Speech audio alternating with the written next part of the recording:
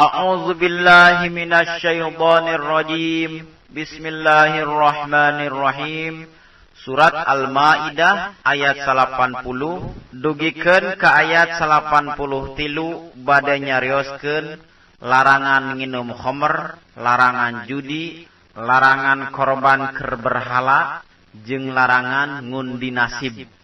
Ya ayyuhallazina amanu he jalma-jalma anu ariman, innamal khamru sanya-nyana nginum khamr, wal maisiru jeung judi, wal ansobu jeung korban keur berhala, wal azlamu jeung ngundi nasib ku anak panah, eta ridsun kotor rereged min amali syaitani tina amalna setan.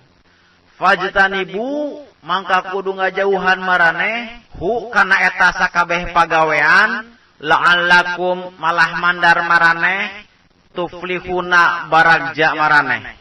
Innama yuridu pastina ngarapkeun saha asyaitanu setan, ayyuqi'a yen numibakeun setan bainakum di antara maraneh al adawata kana mumusuhan, wal bagboa jeung kaceceb fil khamri dina nginum khamr, wal maisiri jeung dina judi, wa yasudda jeung ngahalangan setan kum kamaraneh an zikrillahi tina zikir ka Allah, tina eling ka Allah, wa anis sholati jeung tina salat.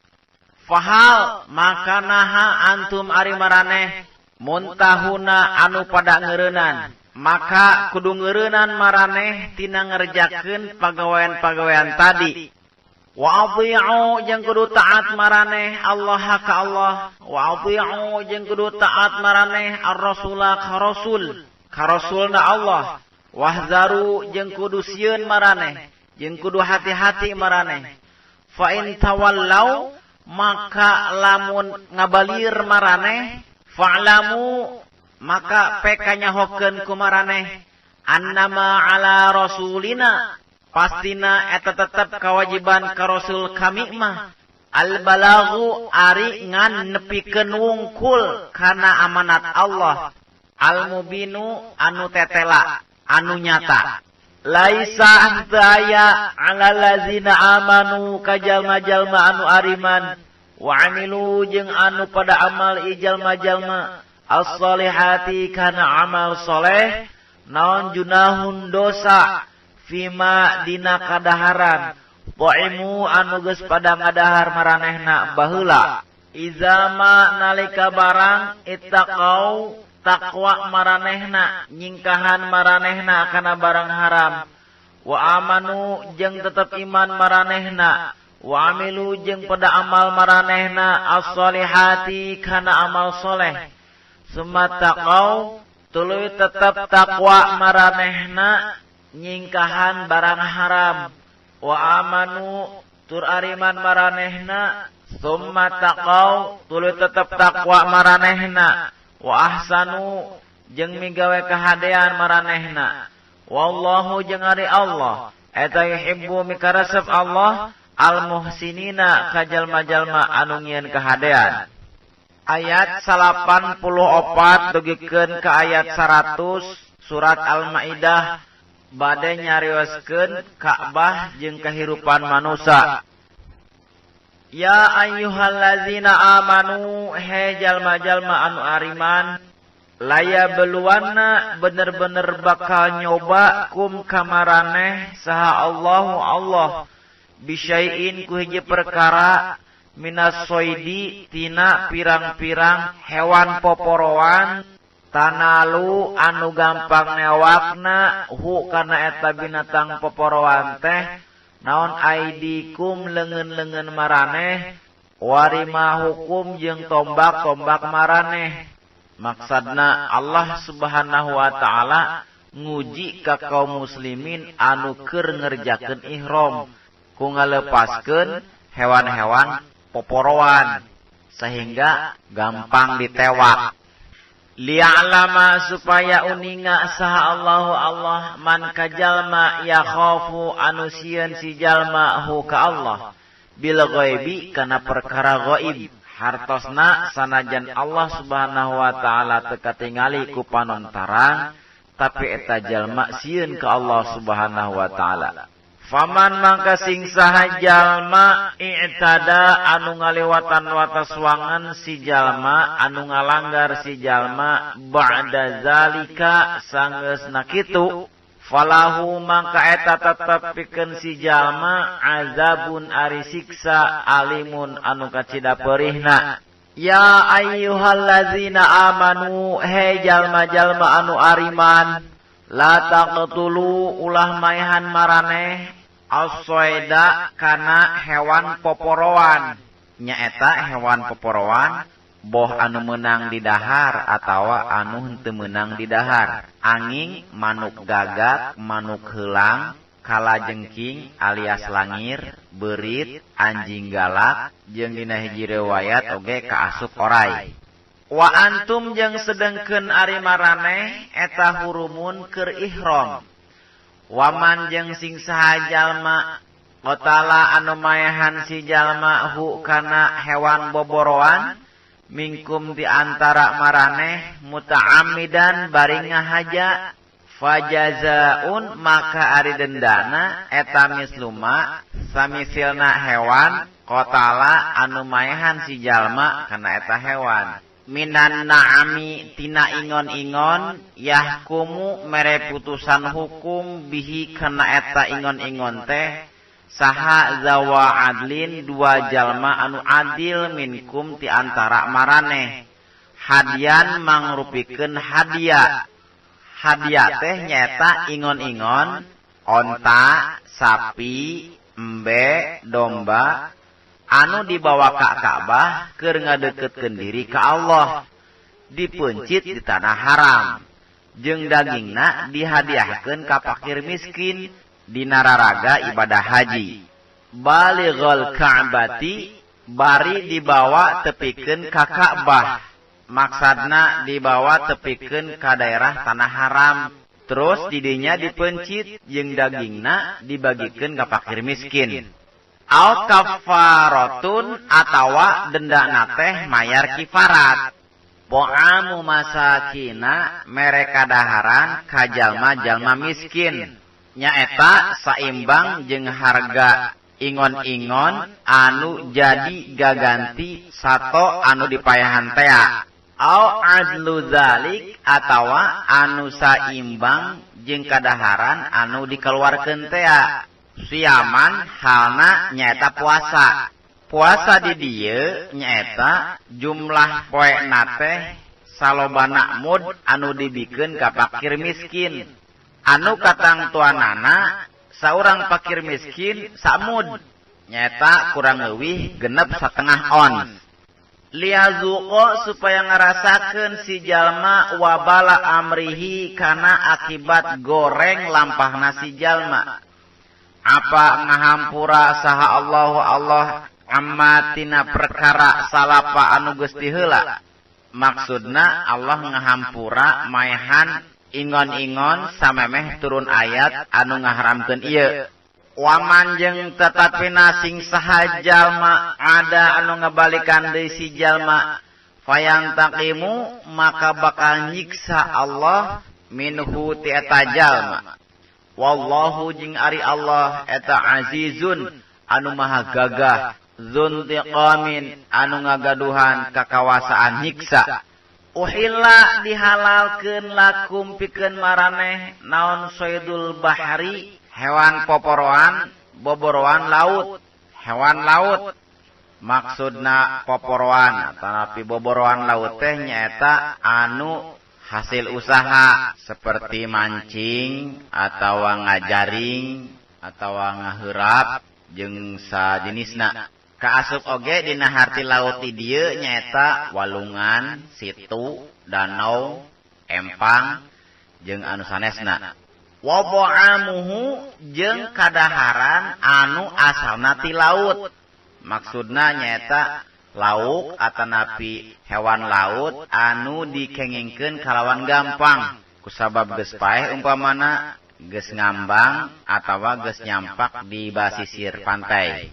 mata'an mangrupikeun kadaharan anu nikmat lakum pikeun maraneh walis sayyarah jeung pikeun jalma-jalma anu aya di perjalanan. Wa hurrima jeung diharamkeun alaikum ka maraneh naon saydul barri newak hewan boborowan darat madumtum salagi langgeng maraneh huruman dina kaayaan keur ihram. Wattaqu jeung kudu takwa maraneh Allah ka Allah allazi anu ilaihi ka anjeunna nyata ka Allah tuhsyaruna dikumpulkeun maraneh. Ja'ala tos ngajadikeun saha Allahu Allah al-Ka'bata ka Ka'bah al-Baitul Haram Baitul Haram imah suci qiyaman jadi adegan jadi pusat pikeun peribadahan jeung urusan dunia linnasi pikeun manusia. Ka'bah jeung sakurlingeunana jadi tempat anu aman pikeun manusia keur ngerjakeun urusan-urusanana anu aya hubunganana jeung dunia atawa jeung akhirat jeung jadi pusat keur amalan haji. Ku ayana Ka'bah eta kahirupan manusia jadi kokoh, jadi pengkuh, jadi kuat. Wasyahrul harama jeung oge ayana bulan haram. Maksudna nyaeta dilarang ngayakeun peperangan di bulan-bulan anu haram. Bulan anu haram teh nyaeta Zulqaidah, Zulhijjah, Muharram jeung Rajab. Wal hadiya jeung hadiya, wal qalaida jeung qalaid. Qalaid teh nyaeta ingon-ingon hadiah anu geus dicirian. Ku ayana mencit hadiah jeung qalaid jalma anu korban ngengingkeun ganjaran anu ageng jeung fakir miskin ngengingkeun bagian tina daging hewan-hewan anu dipencit. Zalika ari itu mazkur nyaeta Allah ngajadikeun kitu teh eta li ta'lamu supaya nyaho maraneh annallaha sanyana Allah eta ya'lamu uninga Allah ma kana sagala perkara fis samawati anu aya di langit wa ma jeung kana sagala perkara fil ardi anu aya di bumi wa annallaha jeung sanyana Allah bikulli syai'in kana saban-saban perkara eta alimun anu maha uninga. I'lamu kanyahokeun kumaraneh annallaha sanyana Allah eta syadidul iqabi zat anu banget siksaanana wa annallaha jeung sanyana Allah eta ghafurun anu maha ngahampura dosa rahimun tur anu maha welas asih. Ma 'alar rasuli henteu aya kawajiban rasul teh illal balagh angin ngan nepikeun wungkul. Wallahu jeung ari Allah eta ya'lamu uninga Allah ma kana sagala perkara tubduna anu nemrakeun maraneh wa ma jeung kana sagala perkara taktumuna anu nyumputkeun maraneh. Qul ucapkeun ku anjeun Muhammad sallallahu alaihi wasallam la yastawi henteu sarua naon al khabisu anu goreng wa thayyibu jeung anu alus walau a'jaba sanajan ngagetkeun sanajan nyin katarik ati ka anjeun naon kasratul khabis lobana anu goreng. Fattaqu maka kudu takwa maraneh Allah ka Allah ya ulil albab he jalma-jalma anu ngabogaan akal la'allakum malah mandar maraneh tuflihuna pada bagja maraneh. Ayat 101 dugikeun ka ayat 105 bade nyarioskeun larangan nanya kana perkara anu mantak ngamadaratkeun. Ya ayyuhallazina amanu he jalma-jalma anu ariman latas alu ulah naranya maraneh ka nabi an asya'a tina pirang-pirang perkara intubda lamun diterangkeun lakum ka maraneh tasu bakal nyusahkeun eta perkara teh kum ka maraneh. Wa intas alu jeung lamun nanya maraneh anha tina perkara-perkara teh tina asya teh hina yunazzalu dina mangsana diturunkeun naon Al-Qur'anu Qur'an tubda mangka bakal dijelaskeun bakal diterangkeun lakum ka maraneh afa ngahampura ka maraneh saha Allah anha tina eta asya perkara-perkara teh. Wallahu jeung ari Allah eta Ghafurun anu maha ngahampura dosa, Halimun tur anu maha rintih henteu gancang nyiksa atanapi anu berehan. Qad sa'ala teman-teman geus pernah nanya kana eta asya perkara-perkara anu sarupa tadi saha qaum eta qaum teh nanya ka nabina min qablikum ti samemeh maraneh summa asbahu tuluy jadi maranehna biha kusabab nanya perkara-perkara teh kafirina jaradi kafir maksudna sanggeusna diterangkeun ka maranehna hukum-hukum anu ditanyakeun ku maranehna teh maranehna henteu taat tah ieu anu ngakibatkeun maranehna jaradi kafir. Maja'ala henteu ngajadikeun henteu nyareatkeun saha Allahu Allah min bahiratin tina bahirah. Bahirah teh nyata onta bikang anu geus anakan 5 kali. Anakna anu kalima anu terakhir jalu. Terus eta onta bikang teh dibelah ceulina dilepaskeun. Teu meunang ditunggangan deui jeung teu meunang dicokot cai susuna. Wala saibatin jeung Allah teu pernah nyareatkeun saibah. Saibah teh nyaeta onta bikang anu diantep ngencar ka mana karep diliarkeun lantaran aya panazaran. Seperti lamun aya hiji jalma Arab jahiliyah rek ngalaksanakeun hiji perkara atawa perjalanan anu berat, maka manehna biasa nazar rek ngajadikeun ontana saibah lamun maksud atawa perjalananana hasil kalawan salamet. Wala wasilatin jeung Allah teu pernah nyareatkeun wasilah. Wasilah teh nyaeta domba bikang anu ngajuru anakna kembar. Kembarna sajodo, jalu jeung bikang. Maka anu jalu ieu disebut wasilah. Tah nu jalu ieu teh henteu dipencit, tapi disuguhkeun ka berhala. Wala hamin jeung Allah teu pernah nyareatkeun ham. Ham teh nyaeta onta jalu anu teu meunang diganggu gugat deui.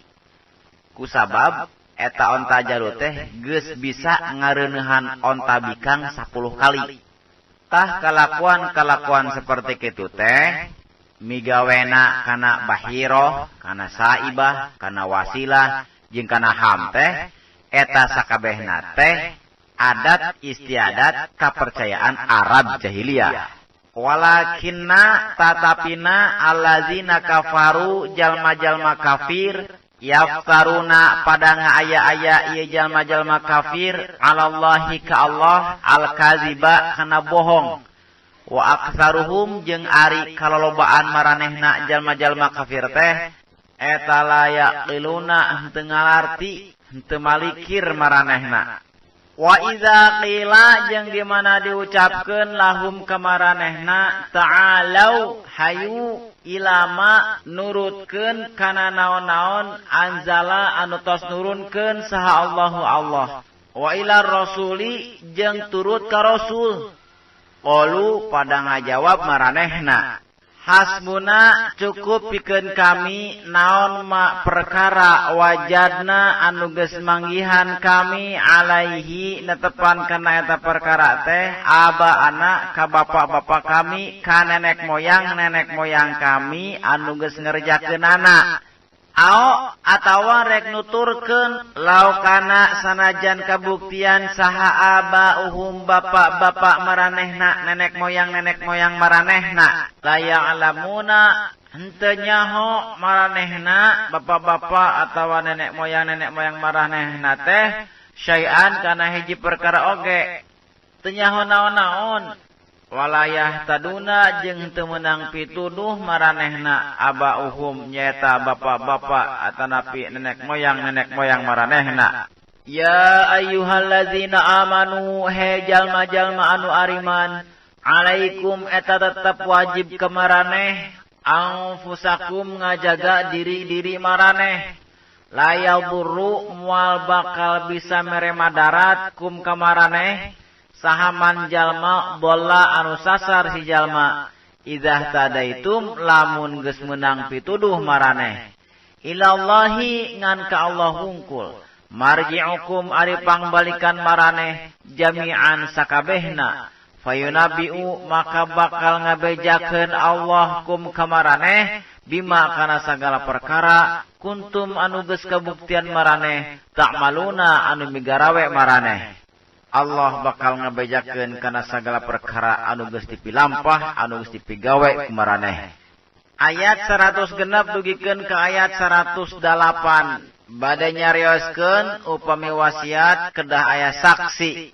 Ya ayyuhalladzina amanu he jalma-jalma anu ariman syahadatu bainikum ari persaksian di antara maraneh idza hadara di mana rek datang ahadakum ka salah seorang maraneh naon al mautu maut hinal wasiyati dina nalika rek wasiat isnani ari dua orang saksi zawa adlin anu ngabogaan sifat adil duanana mingkum timaraneh au akharani atawa dua orang anu sejen min ghairikum tisalian agama maraneh. Maksudna ngajadikeun hiji jalma jadi saksi anu teu saagama jeung maraneh eta dimenangkeun lamun teu aya jalma Islam anu rek dijadikeun saksi.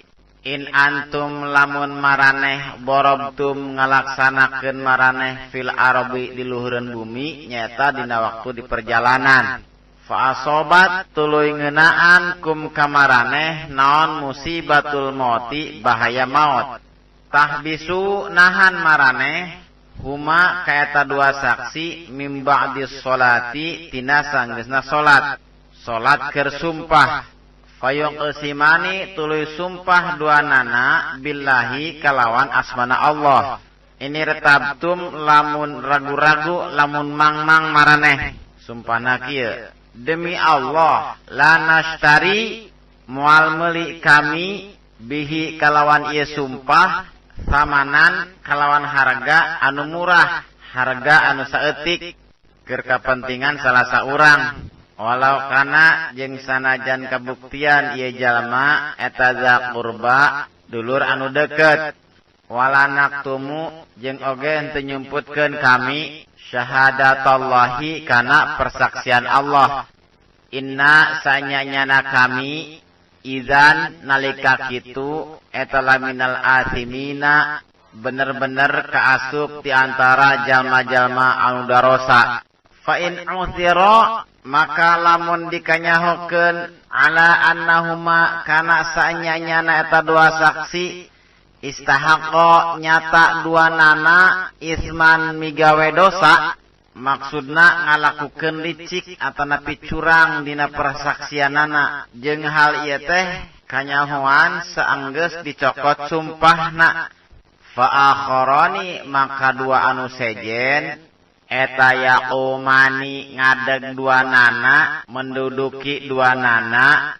ngaganti dua nana maqamahuma kana maqamna kana kedudukanana kana posisina dua saksi anu tadi minallazina ti ahli waris istahaqqo anu ngabogaan hak alaihim kamaranehna naon al aulayani wasiat fayong esimani tuluy kudusina sumpah dua nana billahi kalawan asmana Allah sumpahna kieu la syahadatuna bener-bener yen panyaksen kami eta ahaku leuwih bener min syahadatihima tinimbang panyaksena manehna duaan wa ma'dadaina jeung teu ngaliwatan wataswangan kami inna sanyanyana kami izan nalika kitu eta laminal zalimina bener-bener kaasup ti antara jalma-jalma anu zarolim zalika ari itu mazkur eta adna leuwih deukeut keur ngajadikeun saksi-saksi ayatu yen ngadatangkeun maranehna bisyahadati kalawan persaksian ala wajiha numutkeun kana wajah anu sebenerna aw yakhafu atawa hartina jeung leuwih deukeut keur ngajadikeun rasa sieun maranehna anturoda yen dibalikeun deui naon aimanun sumpahna ba'da aimanihim sangga sumpah maranehna. Maksudna sumpah eta dibalikeun nyata saksi-saksi anu sejen agama teh ditolak ku sumpahna saksi-saksi anu dicokot ti dulur anu deukeut karib kerabat atawa berarti jalma-jalma anu sumpah eta bakal ngengingkeun wawalas di dunia jeung di akhirat sabab ngalakukeun sumpah palsu. Wattaqu jeung kudu takwa maraneh Allah ka Allah wasma'u jeung kudu ngadengekeun maraneh kana parentah Allah. Wallahu jeung ari Allah eta la yahdi henteu maparin pituduh Allah al qaumal fasiqina ka kaum anu farasek ka jalma-jalma anu farasek. Ayat 108 bade nyarioskeun peristiwa dina poe kiamah. Yauma yajma'u cing inget poean ngumpulkeun saha Allahu Allah ar-rusula ka pirang-pirang rasul. Fayaqulu teras naros Allah ka para rasul. Maza ujibtum naon jawaban kaum-kaum aranjeun kana dakwah kana ajakan aranjeun. Qalu pada ngawalar ieu para rasul. La ilma henteu aya katerang, teu aya kanyaho, teu aya pengetahuan lana pikeun abdi sadaya. Innaka sanyana Gusti anta tegasna Gusti eta allamul ghuyub zat anu maha uninga kana perkara-perkara gaib. Ayat 110 dugikeun ka ayat 200 bade nyarioskeun sababaraha kisah Nabi Isa alaihi salam. Idz qala Allah cing ingat idz qala tatkala ngadawuh saha Allah ya Isa bin Maryam he Isa putra Maryam uzkur kudu ingat anjeun nikmati kana nikmat kaula alaika anu dibikeun ka anjeun wa ala walidatika jeung ka endung anjeun iz ayatu tatkala nguatan kaula ka anjeun biruhil qudusi qurah kudus tukalimu bisa ngomong anjeun annasa ka manusa fil mahdi waktu dina aisan keneh wa kahlan jeung sanggeus dewasa wa iz allamtu jeung cing inget tatkala ngajar kaula ka anjeun alkitaba kana nulis wal hikmata jeung kana hikmah wal taurata jeung kana taurat wal injila jeung kana injil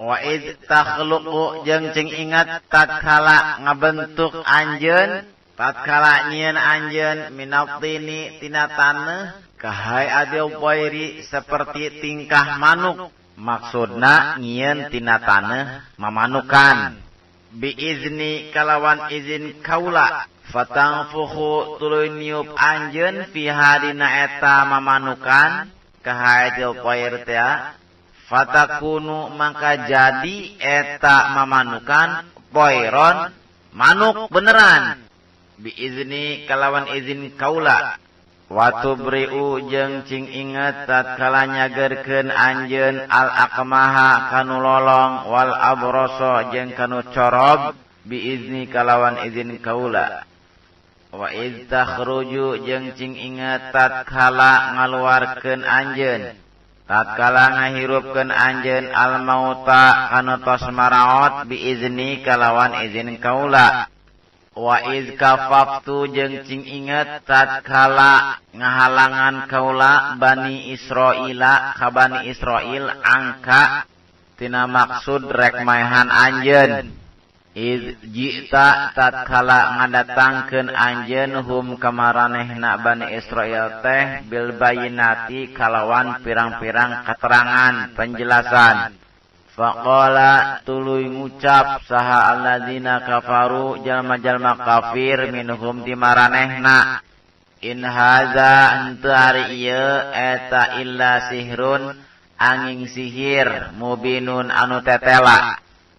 Wa iz auhaitu jeung cing inget tatkala ngailhamkeun kaula ilal hawariyina ka kaum hawari nyata pengikut-pengikut Nabi Isa anu kacida satyana. An aminu kana yen kudu ariman maranehna bi ka kaula wa bi rasuli jeung ka rasul kaula. Qalu pada ngajawab ieu kaum Hawari, amanna geus iman abdi sadaya washhad jeung pek saksian ku anjeun wahai rasul bi annana karna saanyana kami kabeh teh eta muslimuna jalma-jalma anu patuh, anu taat, anu semerah diri, anu Islam, anu taat ka anjeun. Idza qala cing ingat tatkala ngucap saha al-hawariyuna kaum Hawari, pengikut-pengikut Nabi Isa anu satia teh, ya Isa bin Maryam, he Isa putra Maryam, hal yastawi'u nah sanggup saha rabbuka pangeran anjeun ayuna zila kana yen nurunkeun alaina pikeun kami kabeh teh maidatan kana hidangan minas sama'i ti langit. Qala maka ngawalar Nabi Isa, ittaqu kudu taqwa maraneh Allah ka Allah in kuntum lamun kabuktian maraneh eta mukminuna jalma-jalma anu ariman. Qalu ngucap maranehna kaum Hawari, pengikut-pengikut Nabi Isa anu satia teh, nuridu ngarepkeun kami, hayang kami, annakula kana yen ngadahar kami minha tina eta hidangan ti langit. Wa taubama inna jeung supaya tumakninah, supaya tentrem naon ulubuna hate-hate kami. Wa na'lama jeung supaya terang kami, supaya yakin kami an qad sadaqata kana yen teman-teman geus bener anjeun, geus bener ucapan anjeun na ka kami. Wa nakuna jeung supaya bukti kami, supaya aya kami alaiha kana eta hidangan teh eta minasyahidina ti antara jalma-jalma anu nyaksikeun. Qala mangka ngadua saha Isa bin Maryam, Nabi Isa putra Maryam. Allahumma nun Gusti Allah, Rabbana nun pangeran abdi sadaya, anzil mugi nurunkeun Gusti alaina ka abdi sadaya, maidatan kana hidangan minas sama'i ti langit, takunu aya ieu hidangan teh lana pikeun abdi sadaya eta idan jadi lebaran li awalina pikeun abdi sadaya tegasna pikeun awalun abdi sadaya wa akhirina jeung pikeun nu akhir abdi sadaya tegasna jalmi-jalmi anu bakal dongkap satosna abdi wa ayatan jeung jadi ayat tanda-tanda kakawasaan jadi mukjizat mingka ti Gusti. Warzuk sareng mugi ngarezekian Gusti na ka abdi sadaya wa anta jeung ari Gusti eta khairur raziqina zat anu pangsae-saena anu ngarezekian. Qala ngadawuh sa Allahu Allah inni sa'anyana kaula eta munazziluha anu bakal nurunkeun kana eta hidangan alaikum kamaraneh. Faman mangka sing saha jalma yakfur anu kufur ba'du tina sanggeusna turun eta hidangan mingkum ti antara maraneh fa ini mangka saanyana kaula eta azibu bakal nyiksa kaula hu ka eta jalma azaban kana siksaan la uazibu anu can nyiksakeun kaula hu kana eta siksaan teh ahadan ka saurang oge minal alamina ti antara umat manusia di sakuliah alam. Wa iz qala jeung cing ingat tatkala ngadawuh tatkala naros saha Allahu Allah ya Isa he Isa ibnu Maryam putra Maryam a anta naha anjeun teh kulta pernah ngomong anjeun linnasi ka manusia omonganana kieu ittakhazu kudu ngajadikeun maraneh ni ka kaula wa ummiya jeung ka indung kaula ilahaini kana dua pangeran min dunillahi tisalian Allah. Qala nangka ngawaler Nabi Isa alaihissalam Subhanaka maha suci Gusti, mayakunu henteu bukti li pikeun abdi an aqula kana yen ngucap abdi ma kana perkara laisa anu henteu aya li pikeun abdi teh bihaqin kalawan hak. Henteu pantes, henteu patut kanggo abdi ngucapkeun hiji perkara anu lain hak abdi. In kuntu lamun kabuktian abdi eta qultu ngucap abdi hu kana eta omongan faqad alimta maka teman-teman terang Gusti hu kana eta omongan. Ta'lamu uninga Gusti ma kana sagala perkara fi nafsi anu aya dina diri abdi anu aya dina hate abdi wala a'lamu jeung teu terang abdi ma kana sagala perkara fi nafsika anu aya di diri Gusti. Innaka saanyana Gusti anta tegasna Gusti eta allamul ghuyub zat anu maha uninga kana sagala perkara-perkara anu ghaib. Allahumma salli ala sayyidina Muhammadin tibbil qulubi wa dawaiha wa afiyatil abdani wa shifaiha wa nuril absari wa dhiyaiha wa ala alihi wa sahbihi wa sallim.